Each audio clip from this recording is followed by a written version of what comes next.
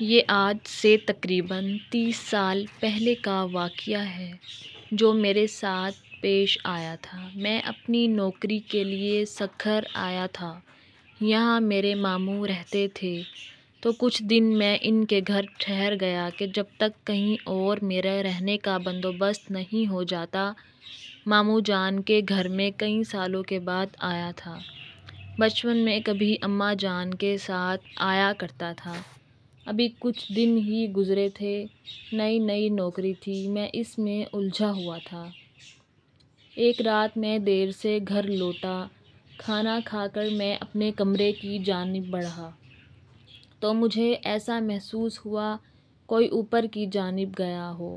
میرا کمرہ زینے کے سامنے تھا اور اوپر ایک کمرہ تھا جو بند پڑا تھا۔ ماموں نے مجھے پہلے دن ہی وہاں جانے سے منع کیا تھا، کیوں یہ نہیں بتایا تھا۔ میں نے بھی زیادہ نہ پوچھا، مگر اس وقت کون گیا ہوگا وہاں یہ سوچ کر میں اوپر چلا گیا۔ کمرے کے باہر پہنچا تھا کہ اندر سے مجھے کسی کے ہنسنے کی آواز آئی۔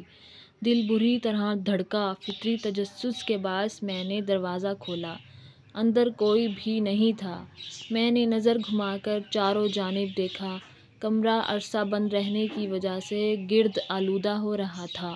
آوازوں کو اپنا وہم جان کر میں پلٹنے ہی لگا تھا کہ میری ممانی نے مجھے پیچھے سے پکارا۔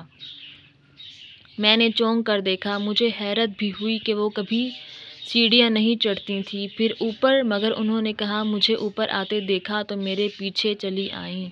مجھ سے پوچھا تو میں نے بتایا کہ مجھے لگا کوئی یہاں آیا ہے، دیکھنے چلا آیا۔ خیر، میں نے ان کے سامنے نیچے آنے لگا۔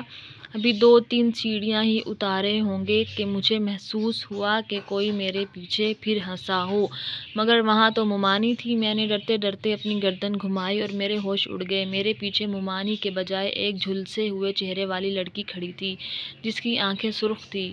خوف سے میں سیڑھیوں سے نیچے گر پڑا اور وہ آہستہ آہستہ میرے پاس آ رہی تھی۔ میری آواز حلق میں ہی رہ گئی۔ بامشکل میں چیخا تو میری آواز پر ممانی اور ماموں اپنے کمرے سے بھاگے آئے۔ میری حالت بہت غیر ہو چکی تھی۔ میں نیم بے ہوشی میں تھا، مگر مجھے وہ لڑکی اپنے سامنے محسوس ہو رہی تھی۔ ماموں شاید سمجھ چکے تھے مجھے کیا ہوا ہے۔ انہوں نے مجھ پر دم کیا اور اپنے کمرے میں لے گئے۔ کچھ دن بعد جا کر میری حالت بہتر ہوئی۔ میں نے اس رات کا تمام حال کہہ سنایا تو ماموں نے بتایا کہ اوپر بند کمرے میں آسیب ہیں، اس لیے وہاں کوئی نہیں جاتا، مگر وہ کسی کو نقصان نہیں پہنچاتے۔ تم نے شاید وہ دروازہ کھولا ہوگا، اس لیے تمہارے ساتھ ایسا ہوا۔ اس کے بعد میں جتنا وقت بھی ان کے گھر رہا کبھی زینے کے پاس بھی کھڑا نہیں ہوا۔